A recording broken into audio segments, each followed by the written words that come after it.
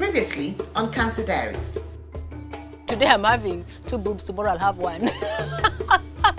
Oh my God, what is this now? Is she going to survive it? 350,000 Kenya shillings, yes. I did Harambe. I've taken a loan. It's not like I had money somewhere. The strongest people are not those who show strength in front of us. It is those who fight battles and win that we know nothing about. You are so inspiring. You are so brave. And that's how we celebrate you and call you mama, grandma, friend, sister. You are a warrior, and warriors don't quit. PRISCA was diagnosed with HER2 positive breast cancer. She underwent a 6-hour surgery that saw her lose 1 of her breasts.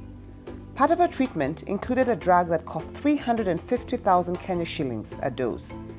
She went back to the only place she hoped would give her more support, her employer in Kampala.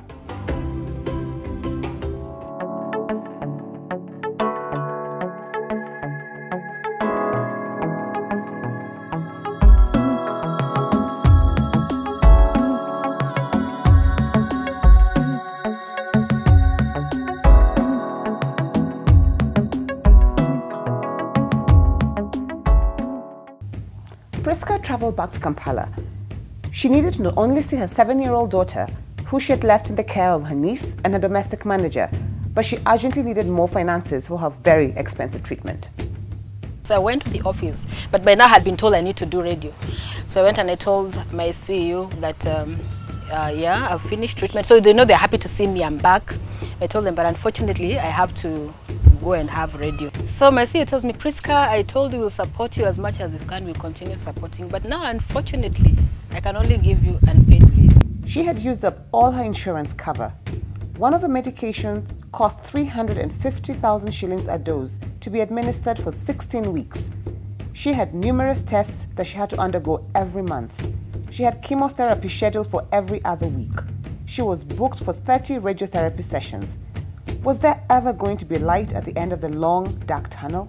Just went to the toilet. I cried. I cried.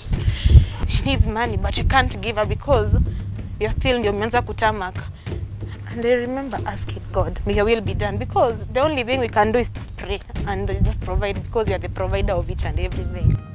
PRISCA, now on unpaid leave, came back to Nairobi to continue with her treatment. Treatment she could barely afford. Treatment that she needed. Treatment that was going to be long and painful. Every time before you do chemo, they do a full blood count. Then they look at your white blood cells, your red blood cells and everything. They do liver function and kidney function. And my white blood cells were so low. So I was told, you can't even have chemo. And you know, we are ready. We knew I was going to be having chemo that day. So that is when I got to understand the whole thing, that when your white blood cells are low, you can't go through chemo. There's a certain range that you need to get to. And for me, that was now my biggest weakness. But after that, now I learned I needed to get some injection. And that injection is expensive. I think we are paying 5K. And I used to go for it every day the first week after I go for chemo. Every day I'm going. And because I don't want to get exposed, so I'm taking a cab every day. So I'm taking a cab every day. Because my white blood cells were really terrible. So I go for this injection. Very painful one. They even used to inject me on the tummy. Weird.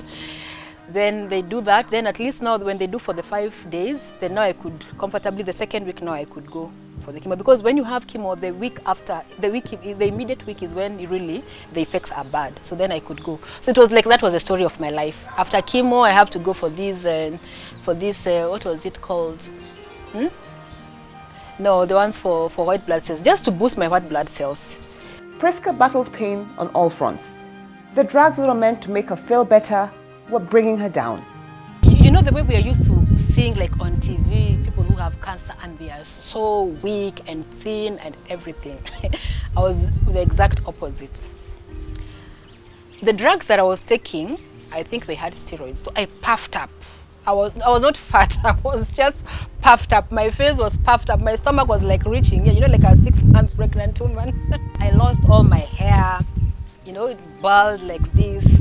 My fingers are all black, you know, and my eyebrows, I didn't have, you know, so you can imagine how you are looking. I'm puffed, I'm bald. When you see somebody you love, somebody you cherish, somebody who has been there, no matter the situation, you know family is always family. Mtakosana, a lot will be done, but when you see someone on a sick bed, that's when you realize these people are a treasure in your heart. So the chemo was a bit tough, obviously, because like I remember her nails changed, they were black. She was so pale. When she could go to the sun, her skin used to be like she's having sunburns. The very first week when I had it, I think there's a way it just affects, I don't know whether it was the muscle. For me, I felt like it was the heart. And I remember I had gone to the washroom and I just felt as if I was getting a heart attack. And my whole chest, you know, was like tight and heavy, and I was really sick. But with time now, what they discovered now, they give me a drug before, a big tablet I used to take, like a painkiller they put in water. Then they inject me a few hours later. Then that helped me. Prisca's life had taken a complete new turn. Every new month found Prisca at the hospital undergoing various tests. This included liver and kidney functions, full blood counts, tests that cost Prisca an arm and a leg. Prisca's journey was going to be long, painful, and expensive. The journey starts the very first time now when they start sending you for CT scans and MRI, because you will always go through those things. So for me, every other 3 months I go, so they do what they call the tumor markers for the breast, and then because the breast is related to the ovaries, so once in a while they will also do the tumor markers for the ovary. Then they also have to do, after every other 6 months, they also have to do for me the heart, because Herceptin also affects the heart, so they also have to do the heart. And the other thing for me again that really stood out during my journey was because my veins were not very strong. So the doctor told me they would have to put for me a pot, a chemo pot. So they put for me a chemo pot here. So there was a chemo pot and you could actually see it swollen from here. The first time that I remember that I was presently there physically was when she went to theatre to have her chemo pot removed. And it was a really scary thing, imagining that someone who is your mother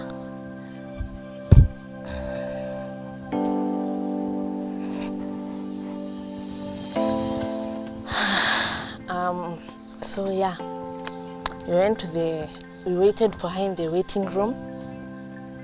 We had been told that the surgery would take an hour because it's something that was supposed to be removed from, I think, from her chest, from her chest, yeah.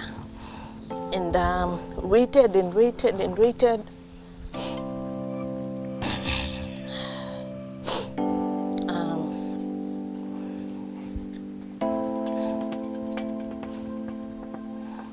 So eventually she came out of surgery. Surgery went on well. Prisca's doctor expressed his worry about Prisca's HER2 positive breast cancer. This did not deter Prisca from making small, painful, but determined steps towards reaching her goal, recovery.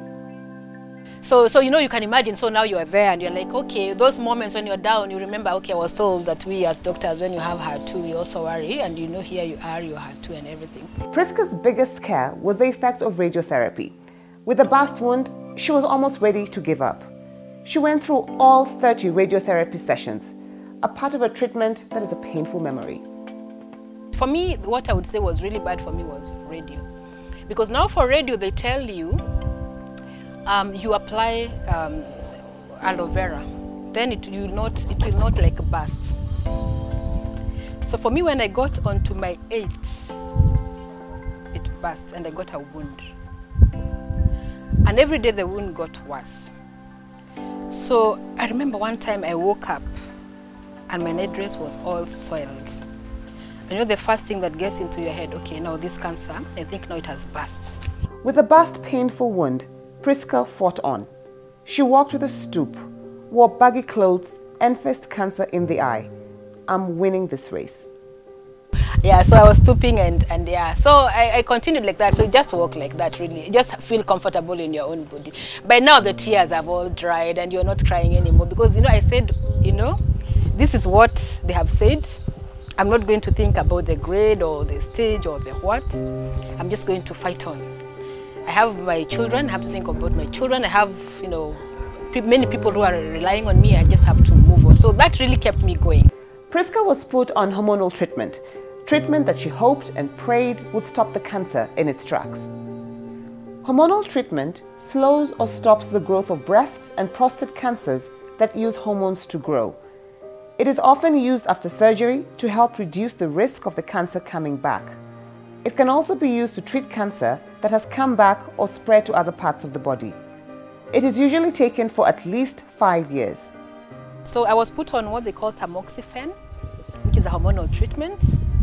And I took tamoxifen for 2 years, from 2014 November to 2016. Then they changed me to another drug called Femara, which is what I am currently taking. So I still take that every other day for the next 5 years. So next year, actually this May, it will be 4 years. So next year, after I finish 5 years, then maybe I'll stop taking the drug. PRISCA's treatment is about to come to an end, and a new chapter in her life is unfolding before her. A life that can bring her hope and happiness, but also fears and worries. Which way for PRISCA? Find out when Cancer Diaries returns.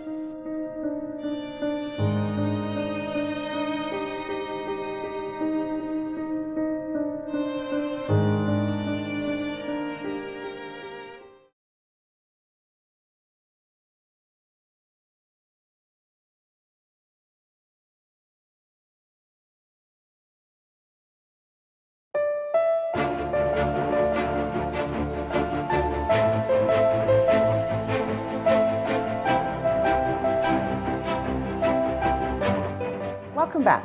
You're watching Cancer Diaries. Now, no two people are alike. Each person has his or her own way of learning how to manage those new lives. For PRISCA, a new chapter had begun, and it started with a change in her diet. First of all, I'm told I have very weird taste buds because I will eat all the combinations of funny things. I can even eat dengue and malenge, or I can eat all funny things.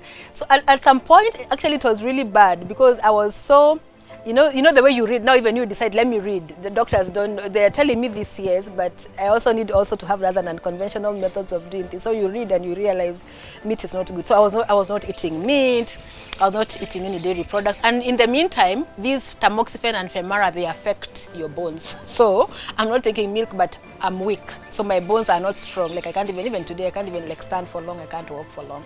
I take many things. I'll take almonds, I'll take things that normal people don't take, if I may say that. Because normal people want to take mandazis and stuff, but me, I'm telling them, I don't want that. You give me a boiled banana. It's a whole new life for PRISCA. A life that she had to learn how to live it and love it. And if I go somewhere, then sometimes I have a big problem because I cannot eat what is there. So after the puffy, big me, I sort of went back to my normal self, but I even became smaller. And when I became smaller now, my neck was really, these bones were really standing out. So my mom was the first one to notice, and she could tell me in my mother tongue, you know, why is your neck so long? Don't do it, and you're working, why aren't you eating? And then my nieces were not making it any better for me because, you know, being girls, they also look at the way you look. And so anytime I took like a photograph, and they tell me, "Hi auntie, that photo profile you have put, your neck." So I became so conscious of my neck. So every time, hot, cold, I have a scarf. PRISCA threw all caution to the wind and decided to love the new PRISCA. This was a new her. The old was gone, the new had come. But then one day I just told myself, you know what, I just have to be comfortable in my skin. So even with my long neck, so I always make a joke and say, after all, even models are also looking for such long, nice necks. So I'm just going to stand tall with my neck. So I don't cover. So even now you can see, and I'm like, okay, yeah. So what if my bones are showing and I'm looking like I'm unhealthy? I know I'm not unhealthy. Diet is an area where individual choices can make a real difference. Just as certain cancers respond better to certain treatments, certain cancers respond well to certain foods. Foods and vegetables. dark green leafy vegetables, peppers, tomatoes, eggplant, citrus fruit, carrots, broccoli, kale, onion, apples, pears, peaches, and strawberries. Being physically active is just as important as maintaining a healthy diet for breast cancer prevention. But my doctor also started complaining. Yeah, so I thought maybe I've gone a little bit overboard with my diet. And every time I went, she could tell me, "Prisca, I don't think you're eating well. Those funny," she calls them funny diets of yours. You need to do something." And then, but doc, I'm eating. I'm not watching my diet anymore. Before, yes, dinner time, I could just take vegetable salad and some fruits, but now I'm eating. But I just seem to be losing weight. Actually, I was like just losing weight, and she was now getting worried. Then I started getting stomach problems. My stomach is paining, you know, a lot of pains and everything. And first of all, they were saying maybe it is the effect of the drugs. So I went for endoscopy, it's not showing anything. Then again, it got worse. So, I mean, now even them, they were getting worried. So I had to go for an endoscopy and colonoscopy. And I thank God that everything was okay. Eating the right kind of foods before, during, and after treatment can help you feel better and stay stronger. Prisca, you please just eat meat. What happened after chemo? Because during chemo, she told me, eat everything, but eat in moderation. So like she told me, even if it's 3 pieces of meat every day. So I used to do that. I even count. Put for me 3 pieces of meat. So I used to count, but at least I used to eat. I could take some milk and everything. But now after I finished all my treatment, I'm like, no, let me watch. I don't want, you know, I always tell people that if somebody told you even to go and jump in the ocean and you're going to get okay, you would do that. So for me now, because I was reading, there's a movement called Truth About Cancer. So I'm reading a lot, and this movement about Truth Cancer is telling me about my, you know, meat and everything, unless it is grass-fed. Where on earth am I getting grass-fed meat in Kenya? When you have cancer, you need to eat to keep up your strength to deal with the side effects of treatment. It is also important to talk to your doctor or nutritionist. She really lectured me. And she told me, "Prisca, you know what? I've been telling you about your diet ever since you finished chemo, and you know you are so stubborn, you don't listen to me, you want to eat your crazy diets, but I will not tell you about your diets anymore. You want to experiment with your body? You go ahead and do it, but I will not tell you." So I think it made me sober up a bit. You may have loss of appetite or nausea because perhaps you're stressed about cancer and the treatment. But once you know what you expect, you may begin to feel better. So now I said, okay, this is a doctor. My doctor has been insisting on this. Maybe now let me just start eating. So I've started eating, but not like a lot, but at least I can say I eat some pieces of meat here and there. Maybe there is some deficiency I have that perhaps the meat will help. I was sick the other day and I weighed myself, so my weight has gone up. It was really going down. Every day it was really going down, which was like a point of worry.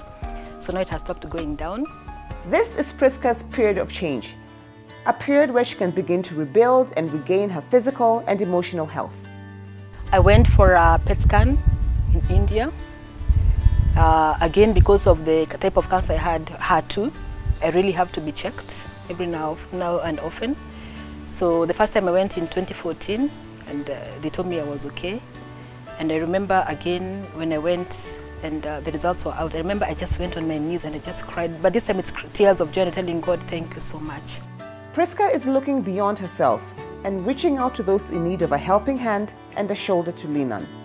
We formed as an association, Cancer Survivors Association of Kenya, and we are still young. And one of the things we do is we provide social support to our members. So we know a member is sick, or even if you are not our member and you are unwell, we'll come and visit you, we'll pray with you. If somebody is sick, they're in hospital, we'll go and see them. We even have a WhatsApp group, so if somebody is having challenges, you will post there. Like for me, for instance, I never knew about the subsidized thing at, for radio at Aga Khan. So now I'm able to share with people, so somebody else benefits. And also as the association, we are also very at the forefront for the issue of Herceptin, which I was telling you costs so much. And the government started an initiative where they were giving Herceptin for free. You buy 2 Herceptin, you get 1 free. I was a beneficiary of about 2 of them. So I remember I even shared my story when the first lady was launching the machines at Kenyatta Hospital, and I'm the survivor who shared a story and even how I had benefited from Herceptin. So now people, what we never got, people now can go to Kenyatta and they get Herceptin for free. I've referred many people, they just tell me thank you. Last year, on World Cancer Survivors Day, 3rd June, we demonstrated and we walked in the streets of Nairobi. So you can imagine some women, demonstrating, and we're all having purple scarves. Purple is the universal color for all cancers. So because we are all different cancers, so we are having this and we are saying we want 100% NHIF cover. We are young, like I said, so we are still getting members, we are still getting our footing here and there. So we always seek opportunities where we can even be able to ride on, because we don't have money. Members give like 500 registration, then they can also give a subscription. I mean, they every other month they give like 300 shillings. PRISCA went further and formed the Pinkers Support Foundation. Then I also started a foundation also. I call it Pink Hearts Cancer Support Foundation also. And what I do also is that I also support people. Like I said, like me, I went through a rough time. So sometimes even when somebody is going through a rough time, even I use a lot from my pocket, so I am able to share with somebody some money, then they're able to receive treatment. And what we are doing now as a foundation is we are giving NHIF cover for people who are really less disadvantaged. So we get NHIF cover for them and we give them. We are also giving prosthesis for people, because really getting a prosthesis is expensive, but there are people who are needing them, and we are giving this for free. Our focus is on the youth. We want to really make missions to hospitals, not hospitals, to universities and learning institutions where the young people are. Because what we have realized, apart from talking to people when they already have cancer, we need to talk to people before. Preventive. I really wouldn't wish for anyone to go through what I went through. The impact of cancer has not been a wholly negative experience for PRISCA. She's doing whatever she needs to do to feel good and take back control of her life. It changed me, the way I look at things.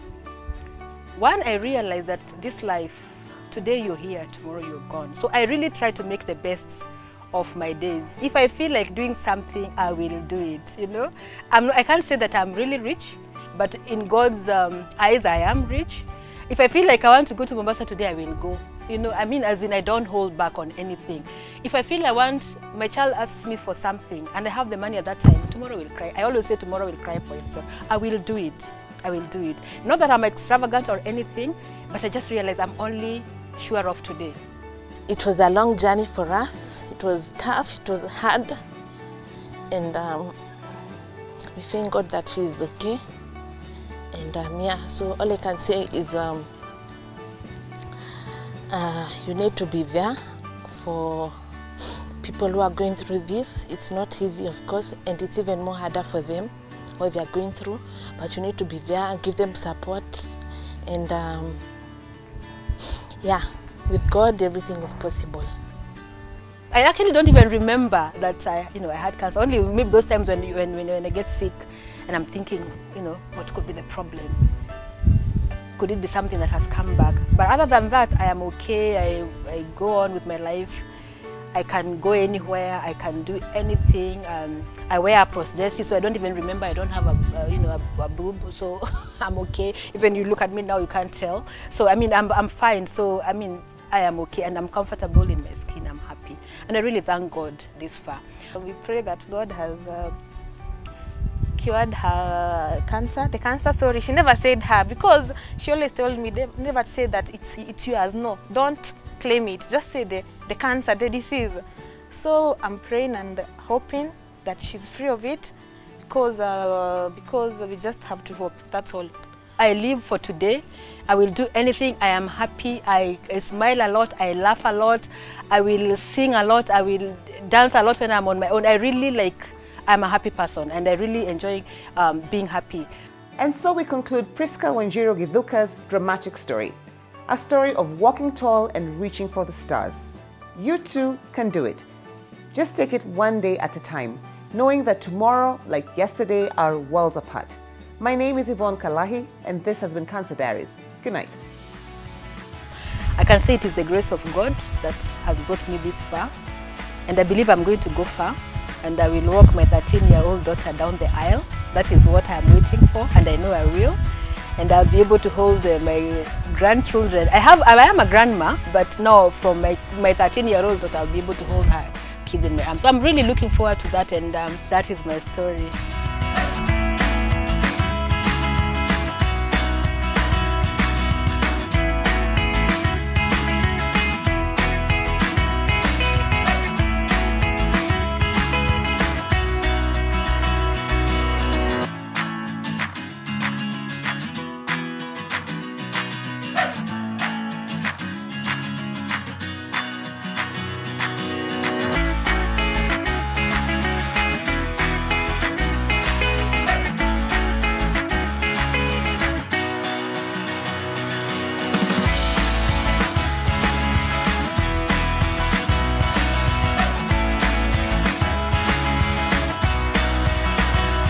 I've always believed, and I still believe, that whatever good or bad fortune may come our way, we can always give it meaning and transform it into something of value.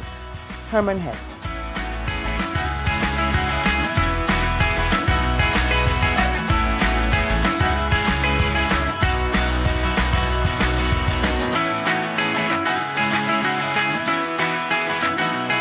Call us, talk to us, share your story.